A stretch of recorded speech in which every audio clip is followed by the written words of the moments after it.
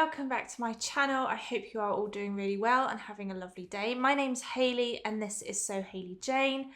I make videos about sewing, but I also send out monthly sewing subscription boxes every single month. Beautiful themed and curated boxes full of gorgeous dressmaking fabrics, haberdashery goodies and sewing gifts. But today I thought I would talk you through what I think is the essential sewing kit for any sewist, beginner, if you are looking to get into sewing and wondering what tools and bits of kit that you need, then these are probably what I would recommend the most. So first off is this lovely little box, which is a Prim Sewing Box, and I got these from a supplier, but I know Sewisfaction sell them, so I will link to them below. And I just love, they're nice and lightweight, they're easy to carry around, and they've got stackable boxes, so you can sort of change them around as you like. So the bottom one, it just has the cables for the sewing machines in, so you don't need to see those, but I will show you what we have. Take the lid off. So first thing is absolutely first, you need a really decent pair of sewing dressmaking scissors. These are Fiskars. I've tried some other ones, some fancier ones, but I think Fiskars are the most comfortable pair of scissors for dressmaking. A lot of the sort of fancier and more expensive ones I found are too heavy and end up hurting my wrist after a little while, but these are so lightweight. They're a classic. The orange handled dressmaking scissors are an absolute classic. So these are Fiskars, and I just don't think you can go too wrong with those, to be honest. So number one, absolutely essential, is a decent pair of scissors. And obviously if you are a seasoned dressmaker, you will know, but if you are a new dressmaker, you really shouldn't use dressmaking scissors on anything other than fabric. Paper will blunt your scissors and then you'll end up with scissors that don't cut through the fabric nicely. So make sure you keep these away from anyone else in your house that might think they can use them for other purposes. To that end then, you also need paper scissors for cutting out your patterns.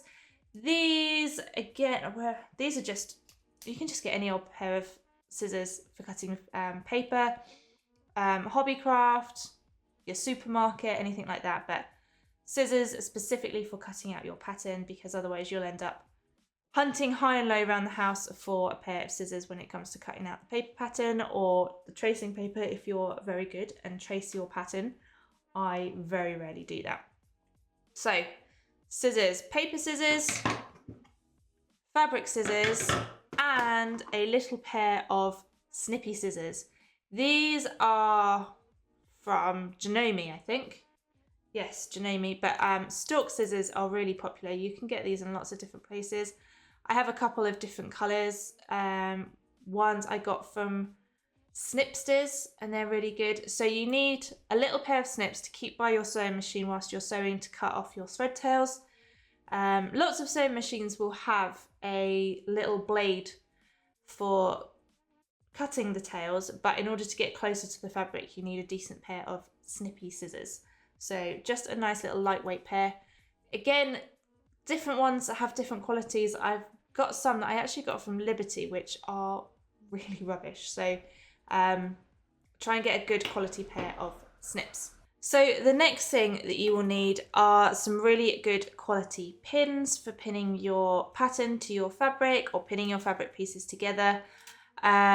These are Prim Pins, and if you can get ones with the colourful heads, then they are much easier to spot when they drop on the floor. You can get pins that have just got a little round head that they just disappear into carpet. So if you can get some with colourful, ideally glass head, because then they won't melt under the iron if you accidentally iron over them. That's been done before. So you can get them with plastic heads, but they will melt. Obviously you can use the plastic ones, just take them out before you use the iron. And then the other thing is a good pin cushion. So this is a magnetic pin dish. As you can see, the pins just stick tight. And this is from Prym. So I use a lot of Prym. I love Prym. I think they're really good quality. And I actually have some of these for sale in our outlet shop, because when I bought some for the jeans making weekender we did a couple of months ago, I accidentally over ordered. I got the quantities a bit wrong. So I have some of these available to purchase in the outlet shop. Just the pin dish, not the pins. But yeah, you can get some really cute pin cushions as well that you stick the pins in. I have loads of those, and you can make your own too. And you need this by your sewing machine. So as you're pulling the pins out, you can just chuck your pin on, push your pin in, and it keeps your pins all nice and neat and tidy. Because especially if you've got animals or little ones, you need to be really careful to keep your pins safe. So magnetic pin cushion is my favourite. And then we take the top layer off, and we have a few other good tools and bits and pieces to use. A flexible tape measure. Always have a flexible tape measure lying around.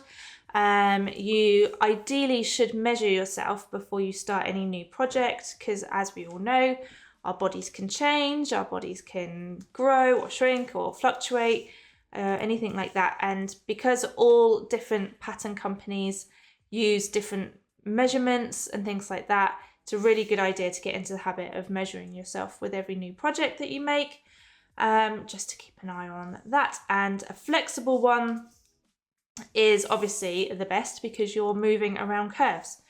I'm not sure which brand this one is, but there are loads. But you do need to make sure that you get a good quality one, because sometimes a couple of millimeters can be out or things like that. So a flexible tape measure, which is also really handy when you are laying your pattern pieces on top of your fabric and you need to check that the grain line is parallel to the selvage. So all you do is get your tape measure and lay it straight, and then you can make sure that your pattern is lying in the correct way.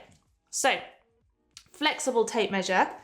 Then we have a couple of other sewing tools. So I have two here. I do have another one which I got from Rocking Stitch, but I seem to have misplaced it. But a sewing gauge is a really handy tool to have. This one was from Merchant and Mills, and this one is from Jenerates. So this one from Jenerates is in centimeters. I think she does them in inches as well. And then this one is centimeters one side, inches on the other side. And I love this one because it's got this handy little, what do you call it? Movable bit. So if you're hemming a skirt or something and you know you need to do a 1 centimeter hem, you can just slide that up to the centimeter mark, and then you can just rest your fabric against that as you're ironing and pressing. So that is super handy. This is probably my most used sewing gauge, just because the numbers are really clear and because you've got this movable bit as well. But I do love the Jenerates ones because they start right in the corner, so that's really handy as well. So yeah, you can get a few different types of sewing gauges, but those are my favorites. Then what else do we have in here? We have chalk, we have different marking tools, a couple of pencils for making any adjustments on your paper pattern. These I actually included, a few of the things that are in here I have included in the boxes in the past. These were in April's Pastel Perfection boxes, and they've got Sewing is My Therapy and Queen of Sewing on them. Nice and sharp, good quality, with a rubber on the end is very handy as well for making any adjustments to your paper pattern. So pencils are always handy. And then for putting any marks onto your fabric, or sometimes you might choose to draw around the paper pattern rather than pinning and cutting. So we've got your standard Dressmakers Chalk, which can come in a square or a triangle. Again, I think this is a Prym one. This is a Prim, I told you I love Prim chalk wheel. So it's got powdered chalk inside and you can get refills, and then it's got a little like rotary thing on the end. So as you draw along your fabric, the chalk is released and you get a nice straight line. I don't know if you can see that from there, but you can also get heat or water erasable pens, which are really handy for really precision marking as well. Great for marking darts and things like that, especially on delicate slippery fabrics, because chalk can drag a little bit. So that's one thing to think about, is especially tailor's chalk like this can drag the fabric. So if you're using something quite delicate, maybe think about a heat or water erasable pen. I've heard really good things about friction pens that just disappear with the iron. So that's really good as well. So yeah, or you can get Dressmakers carbon paper and a tracing wheel. I don't tend to use that very often because I find you have to shift the fabric and get the carbon paper underneath. But that can be quite popular.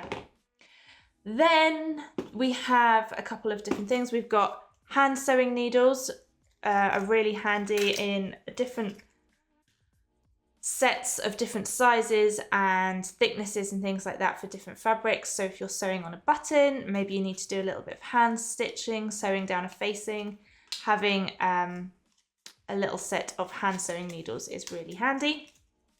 The other handy thing to have is a set of different size safety pins. So if you're turning a loop, or you're putting some elastic through a casing or a drawstring or something like that, safety pins in various sizes, depending on what size casing you are going through, are super, super handy. So safety pins are great. I'm always hunting for my safety pins. I swear I'm always losing them. So I'm trying to keep them in my sewing kit.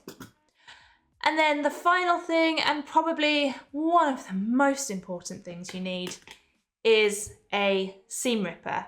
My mum used to call it a quick unpick, which I actually think that's a nicer name. But seam ripper, if you're searching for something, is the sort of official title to Google. Again, this is a Prim one, so it's really good quality. It has a little tiny blade right inside so that you can cut thread.